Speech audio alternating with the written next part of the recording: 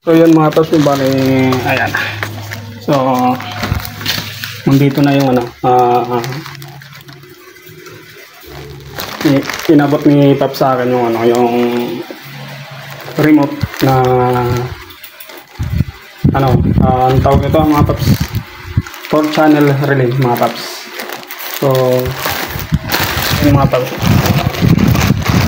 tignan natin.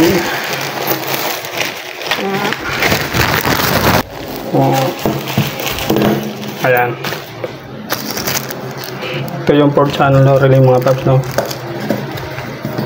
Ito yung mga relay niya mga Paps. Ito yung nandito yung ano, 4 na relay mga Paps. Check natin.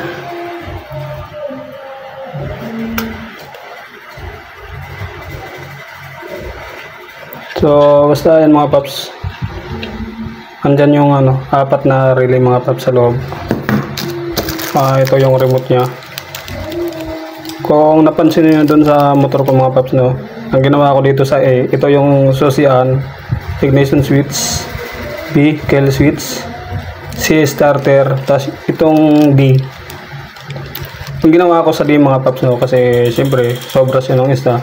Ang ginawa ko na lang, nilagay ko na lang sa busina, kasi once na halimbawa, kaya ako nilagay sa busina mga Paps kasi doon sa parkingan kasi mga Paps, no, sa dami ng motor, hindi mo na alam kung saan nakapark yung motor mo. So ito nilagay ko sa busina. Pag once na nagpipindot ako mga Paps, nagbubusina yung motor ko.